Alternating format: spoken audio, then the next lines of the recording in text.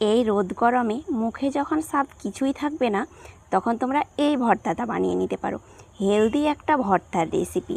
কম বেশি এই ভর্তাটা আমরা সকলেই বানিয়ে খেয়েছি, কিন্তু যেসব বন্ধুরা এখনও বানিয়ে খাওনি, অবশ্যই ঝটপট বানিয়ে নাও। দুপুরবেলায় ভাতের সঙ্গে এই ভর্তাটা একদম জমে যায়। আর বন্ধুরা, খেতে হয় দুর্দান্ত স্বাদের। এই হেলদি ভর্তাটা কেউ তোমরা মিস করবে না। একদিন হলেও বানিয়ে খাবে, দেখবে প্রতিদিনই খেতে ইচ্ছে করছে। আর বন্ধুরা, সজনে পাতা রান্না করে বলো, সজনে পাতার পকোড়া বলো, আমরা তো কম বেশি সবাই খেয়েছি, জানি তো স্বাদটা কতটা টেস্টি হয়। আর এই ভর্তাটাও কিন্তু দুর্দান্ত স্বাদের হয়। ছোট থেকে বড় সকলে এই ভর্তাটা খেতে পারবে। খুব অল্প উপকরণ দিয়ে ভর্তাটা বানিয়ে তোমরা বাড়ির সকলে মিলে পরিবেশন করবে। এখানে আমি 6খানা মতো সজনে পাতার ডাঁটা নিয়েছি।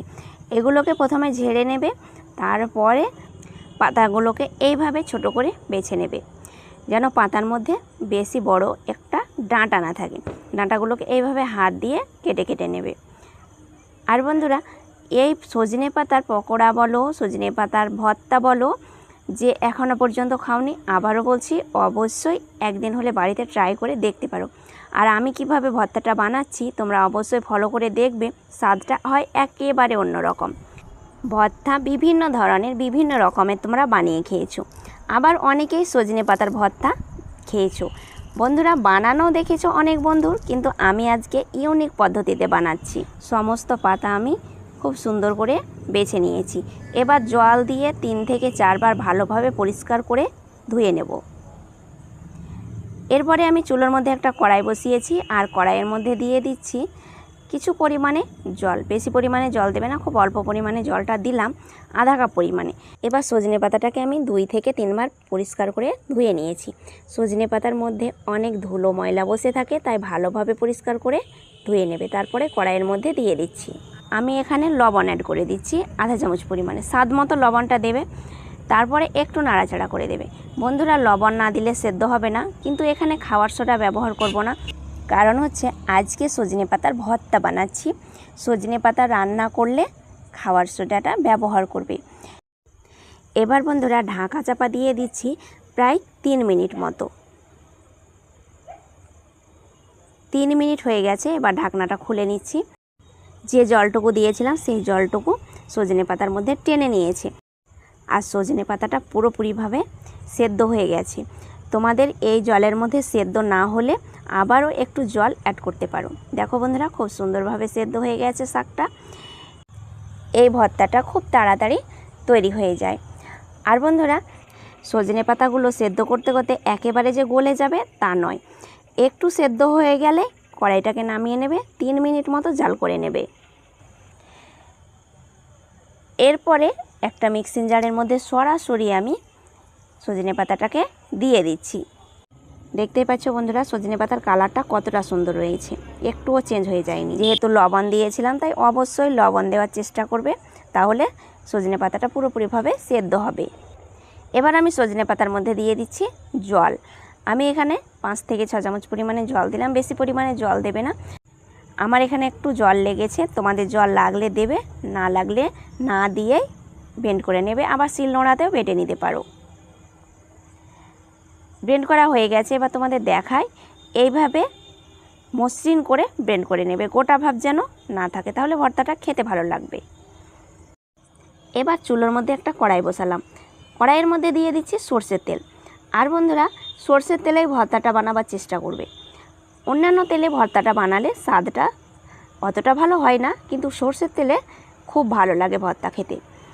দিয়ে দিলাম ছোটো চামচের আধা চামচ কালো জিরে, একটু নাড়াচাড়া করে নিচ্ছি। আর বন্ধুরা, কালো জিরে তেলের মধ্যে দিয়ে এই ভর্তাটা বানালে খুব ভালো লাগে ভর্তাটা খেতে, স্বাদটাই চেঞ্জ হয়ে যায়। তারপরে ওই তেলের মধ্যেই দিয়ে দিচ্ছি 2টো পেঁয়াজ কুচি করে, একটু লম্বা করে কেটে নিয়েছি পেঁয়াজটাকে। এবার 2টো শুকনো লঙ্কা, 2টো কাঁচা লঙ্কা, ঝালটা তোমরা ইচ্ছে মতো ব্যবহার করবে। পেঁয়াজটাকে একটু ভাজা ভাজা করে নিচ্ছি। দেখতেই পাচ্ছ পেঁয়াজের কালারটা চেঞ্জ হতে শুরু করেছে। তারপরে দিয়ে দিচ্ছি কোঁচানো রসুন। এখানে আমি একটা রসুনকে ছোট কুচি করে কেটে নিয়েছি। ভর্তার মধ্যে রসুন, শুকনো লঙ্কা অ্যাড করলে ভর্তার স্বাদটাই চেঞ্জ করে দেয়, তাই এগুলো অবশ্যই এই সজনে পাতার ভর্তাতে অ্যাড করবে। আর বন্ধুরা পরপর যেসব মশলা দিয়ে আমি ভর্তাটা বানাচ্ছি সেগুলো দিয়েই বানানোর চেষ্টা করবে, তাহলে স্বাদটা একদম দুর্দান্ত হবে। আধা চামচ পরিমাণে হলুদ যোগ করে দিলাম। হলুদটাকে ভালোভাবে পেঁয়াজের সঙ্গে নাড়াচাড়া করে মিশিয়ে নেব। আঁচটাকে একদম লোতে রেখেছি। আর বন্ধুরা হলুদ দিলে কালারটা খুব ভালো আসে। এবার আমি 1 চিমটে পরিমাণ লবণ দিলাম। লবণ আগেও আমি দিয়েছিলাম সেদ্ধ করার সময়, কিন্তু আবারও একটু লবণের প্রয়োজন হয়েছে তাই দিয়েছি, কিন্তু অবশ্যই তোমরা চেখে লবণটা অ্যাড করবে। পেঁয়াজ সম্পূর্ণভাবে ভাজা হয়ে গেছে, দেখতেই পাচ্ছ পেঁয়াজের কালার একেবারে চেঞ্জ হয়ে গেছে। এর থেকে আমি পেঁয়াজটাকে পুড়িয়ে দেব না, এরকম কালারেই ভেজে নেবে। এবার পেঁয়াজের মধ্যে আমি সজনে পাতা বাটাটা দিয়ে দিলাম। আর বন্ধুরা এই সজনে পাতা বাটাটা দেওয়ার পরে একটু নাড়াচাড়া করে জাল করে নেব, আর বাকি মশলাগুলো অ্যাড করে দেব। বেশ একটু নাড়াচাড়া করার পরে অনেকটাই শুকনো হতে শুরু করেছে। আর বন্ধুরা আর একটু আমি শুকনো করে নেব। বেশ কিছুক্ষণ জাল করে নিয়েছি আর ভর্তাটা একেবারে টেনে নিয়েছি। এই সময় বন্ধুরা আমি আধা চামচ পরিমাণে চিনি যোগ করে দিয়েছি, কিন্তু বিশেষ কারণে ক্যামেরাবন্দি হয়নি তাই তোমাদের দেখাতে পারিনি। অবশ্যই একটু চিনি দিয়ে নাড়াচাড়া করে নেবে, তাহলে স্বাদটা হবে দুর্দান্ত স্বাদের, একদম চেঞ্জ হয়ে যাবে স্বাদটা। ভর্তাটা পুরোপুরিভাবে রেডি হয়ে গেছে, এবার নামিয়ে নিচ্ছি। তাহলে বন্ধুরা ঝটপট রেডি হয়ে গেল সজনে পাতার ভর্তা। বাড়িতে যখন মাছ মাংস কিছুই থাকবে না, চিন্তা না করে তোমরা এই ভর্তাটা বানিয়ে গরম ভাতের সঙ্গে পরিবেশন করবে, নিমিষে 1 থালা ভাত একদম খেয়ে ফেলবে। আর বন্ধুরা ভিডিওটা ভালো লেগে থাকলে অবশ্যই লাইক করবে, বন্ধুদের সঙ্গে শেয়ার করবে, চ্যানেলটাকে সাবস্ক্রাইব করে আমার সঙ্গে থাকবে। ভালো থাকবে, সুস্থ থাকবে। আবার আসছি নতুন রেসিপি নিয়ে। ধন্যবাদ।